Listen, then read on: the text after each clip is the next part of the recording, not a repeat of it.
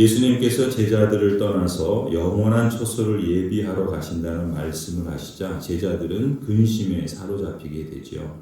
이별을 앞두고 근심하는 제자들에게 예수님은 고아처럼 버려두지 않겠다 말씀하시고 곧 다시 오시겠다 약속해 주십니다. 그리고 이어지는 오늘 본문에서 예수님께서는 또한 다른 보혜사를 보내주셔서 영원히 함께 하시겠다고도 약속해 주시죠. 16절에 내가 아버지께 구하겠다. 그리하면 아버지께서 다른 보혜사를 너희에게 보내셔서 영원히 너희와 함께 계시게 하실 것이다. 이 보혜사라는 말은 변호해 주시는 분이다 라는 뜻이죠. 또 도와주시는 분이다 이런 뜻입니다. 예수님이 보내주시겠다고 하신 다른 보혜사는 바로 성령 하나님이죠. 성령 하나님이 바로 우리를 변호해 주시고 도와주시는 분이라는 뜻입니다.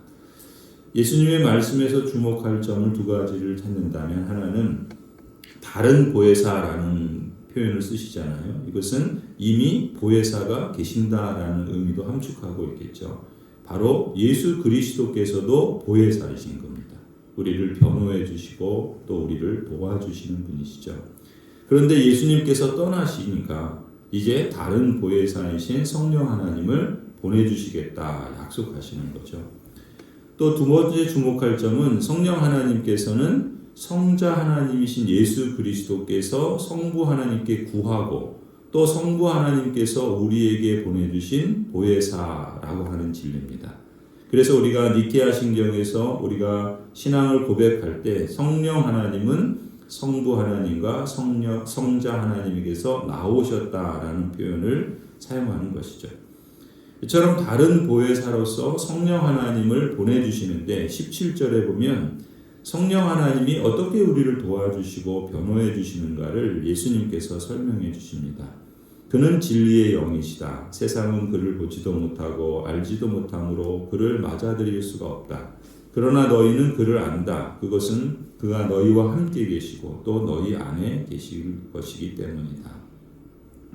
예수님께서는 성령 하나님이 진리의 영이시다라고 말씀하시고 세상은 그 성령 하나님을 볼 수도 없고 알 수도 없고 그래서 맞아들일 수도 없지만 예수님의 제자인 우리는 성령 하나님을 알고 그래서 성령 하나님도 우리 함께 계시고 우리 안에 계실 것이라 말씀하시죠. 예수님께서 약속하신 말씀대로 오순절에 성령 하나님께서 강림하시죠. 물론 구약 시대로 그 이후에도 특별한 목적과 또 하나님의 역사로 특정한 사람들에게 성령 하나님께서 임하셨지만 그러나 오순절 이후로 하나님의 택하신 모든 자들에게 성령 하나님께서 강림하신다는 사건으로서 특별하고 또 단회적인 그런 특별한 사건이라고 할 수 있습니다. 예수님께서 승천하셔서 제자들을 떠나신 후 열흘 정도 되었을 때 그때가 오순절이죠. 그때 성령 하나님께서 제자들에게 강림하십니다. 성령 하나님께서 오셔서 이후에 모든 하나님의 백성들 가운데 임하시죠.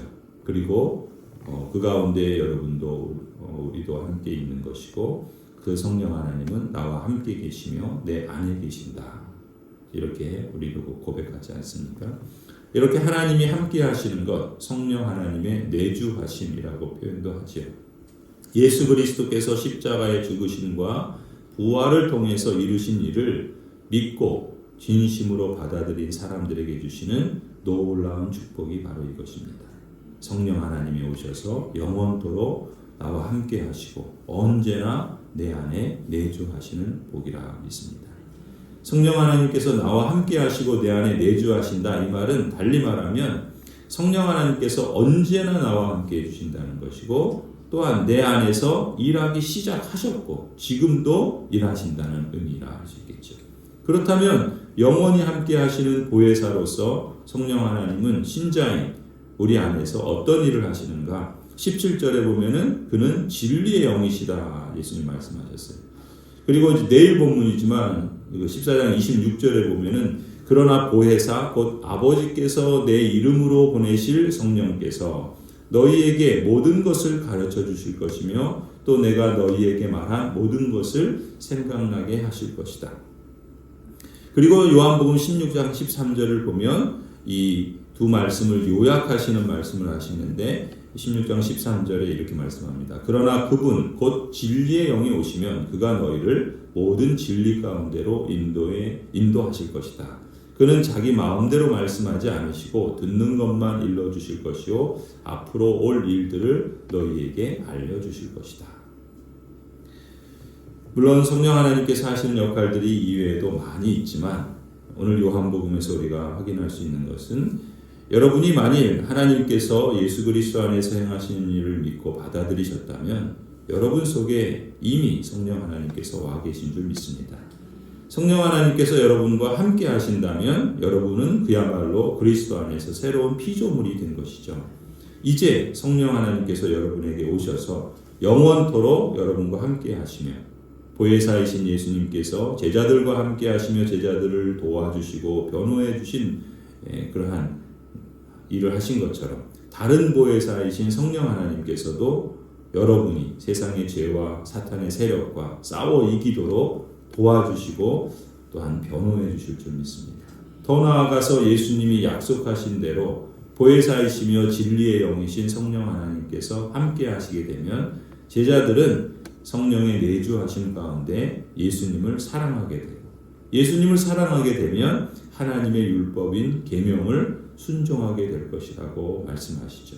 그래서 15절에 너희가 나를 사랑하면 내 계명을 지킬 것이다 이렇게 말씀합니다. 우리가 예수님을 사랑합니다라고 고백하죠.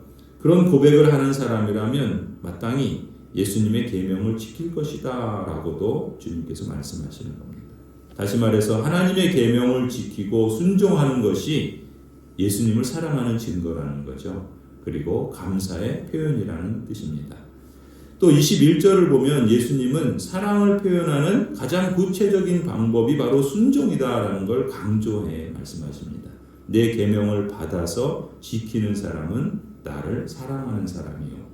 나를 사랑하는 사람은 내 아버지의 사랑을 받을 것이다. 그리고 나도 그 사람을 사랑하여 그에게 나를 드러낼 것이다. 그렇죠? 우리는 하나님을 알고 있다고 공개적으로 고백하거나 하나님 사랑합니다 크게 외칠 수도 있습니다. 그런데 이렇게 외치고 선포하는 것으로 그치지 않는다는 것이죠. 주님의 계명을 받아서 지키는 것으로 그 사랑의 진정성을 표현한다는 뜻입니다. 아무리 사랑합니다 말은 하고 선포를 해도 정작 주님의 말씀도 모르고 그 계명을 따라 순종도 하지 않는다면 그 선포는 그야말로 허공을 치는 소리일 뿐이겠죠. 아무 소용도 없고 아무 효력도 없는 것입니다. 사실 너희가 나를 사랑하면 내 계명을 지킬 것이다. 주님께서 이 말씀을 하셨는데 우리가 이 말씀을 조금만 묵상해 본다면 이렇게 이해할 수도 있어요. 순종은 우리가 져야 할 무거운 짐이 아니라 깊은 사랑에 대한 감사의 표현이라는 것이죠. 사랑하기 때문에 순종하는 것이죠. 순종이 곧 사랑의 증거인 셈입니다. 그리고 주님께서 덧붙여 말씀하십니다. 나를 사랑하는 사람은 내 아버지의 사랑을 받을 것이다. 그리고 나도 그 사람을 사랑하여 그에게 나를 드러낼 것이다. 얼마나 놀라운 그러한 축복입니까? 하나님께서 우리를 향하여 갖고 계신 그야말로 가장 깊고도 가장 오묘한 목표가 있다면 오늘 이 말씀에서 확인할 수 있다고 합니다. 20절에 보면 예수님은 그것이 사랑 안에서 하나 되는 것이다 라고까지 말씀해 주세요. 그날에 너희는 내가 내 아버지 안에 있고 너희는 내 안에 있으며 또 내가 너희 안에 있음을 알게 될 것이다. 아버지와 아들과 우리 이렇게 삼중으로 서로 안에 거한다. 하나라는 말씀이죠. 예수님께서는 영원전에 아버지와 아들 간에 누리시는 교제와 그 영광에 대해서 말씀하셨습니다. 그런데 이제 그 관계의 기쁨과 신비가 우리에게까지도 확장된다라는 것을 말씀하시는 거예요. 그러니까 하나님의 이 참으로 놀랍고 또 오묘하신 이 목표, 특히 사랑이라는 차원에서 하나가 되는 것, 아버지 하나님께서 예수 그리스도 안에 그리고 예수 그리스도께서 아버지 하나님 안에 계신 것 같이 우리도 하나가 되어서 예수 그리스도께서 우리 안에 계시고 우리가 그리스도 안에, 그리고 또 예수님이 강조하시는 것처럼 새 계명이죠. 우리가 서로 사랑 안에 하나 되는 것. 이것을 궁극적인 목표로 삼고 있는 것이 하나님의 크고 신비한 계획이고 지금 우리 가운데서 이루시고 계신 일이라는 것이죠. 그리고 그것은 영원한 하나님의 나라에서 완성하실 그러한 놀라운 하나님의 계획이요 목표라 믿습니다.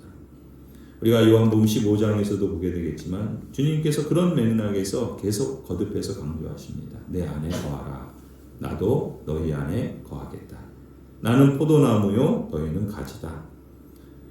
그가 내 안에 내가 그 안에 거하면 사람이 열매를 많이 맺는다. 너희가 열매를 많이 맺으면 내 아버지께서 영광을 받으실 것이다. 참 하나님께서 우리에게 거신 기대와 또 그것을 우리에게만 맡겨두시지 않고 우리 안에 사랑을 주심으로 우리도 순종으로 그 감사의 표현을 사랑의 진정성을 나타낼 뿐만 아니라 그리스도께서도 진리의 영이요 예수 그리스도의 영이신 성령 하나님께서도 우리 안에 역사하셔서 이러한 놀라운 일들을 이루시고 또 완성하실 것이라는 것이죠. 이 하나님의 선하신 능력 그리고 그로 말미암는 놀라운 열매, 이것이 여러분과 우리 모든 자녀들 또 우리 교회 안에 더 풍성하게 되기를 간절히 축원합니다. 기도하시겠습니다. 존귀하신 하나님께서 우리를 이토록 사랑하시고 또 우리에게 대한 하나님의 놀랍고 오묘한 그 신비를 말씀해 주시니 하나님, 우리가 과연 그런 사랑과 그런 대접을 받을 만한 존재인가? 우리 자신을 보면 한없이 부끄럽고 연약하고 또 허물도 많고 또 죄 가운데도 있지만 그러나 하나님께서 우리를 그렇게 받아주시고 또 인정해 주시며 또 그러한 놀랍고 아름다운 목표를 향하여 친히 이루어 가시는 것을 우리가 믿기에 우리도 우리 자신을 하나님의 시각으로 볼 수 있고 또 우리도 그렇게 인정하며 우리가 연약하기에 낙심하기보다는 성령 하나님이 우리와 함께 하신 것을 믿고 신뢰하며 우리도 주님과 함께 동행하길 원합니다.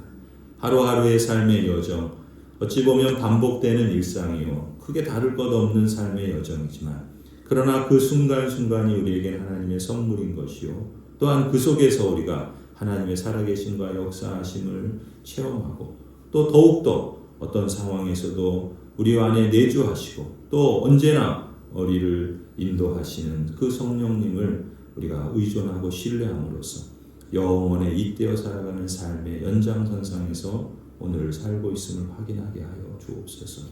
이 세상 속에 살지만 세상에 속하지 않고 하늘에 속한 사람으로 다르게 삶을 살고자 하는 모든 성도들, 우리 자녀들에게 하나님이 말씀하신 것처럼 우리가 이미 그 안에 있고 하나님께서 우리 안에 있음을 우리도 실감하며 어떠한 상황에서도 낙심하지 않고 또 주저하지 않고 또 죄를 이기며 하나님이 기뻐하시는 선을 기꺼이 행함으로써 참으로 하나님을 영화롭게 하는 풍성한 열매들을 거두고 누리게 하여 주옵소서. 오 주님, 우리 교회도 우리 마을에서 그러한 목표를 가지고 다양한 방식으로 우리 안에서만이 아니라 우리 밖을 향하여 그리스도의 사랑의 복음이 또 그 복음의 다양한 온전한 샬롬의 효과들이 이 마을로 퍼져갈 수 있도록 역사하여 주시고 오직 그 모든 것의 주인 되신 주님께서 우리의 하나님께서 홀로 영광받아 주시옵소서.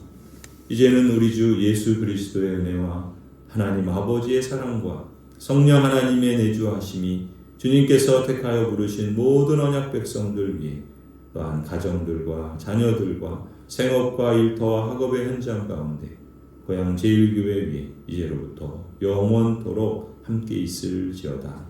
아멘.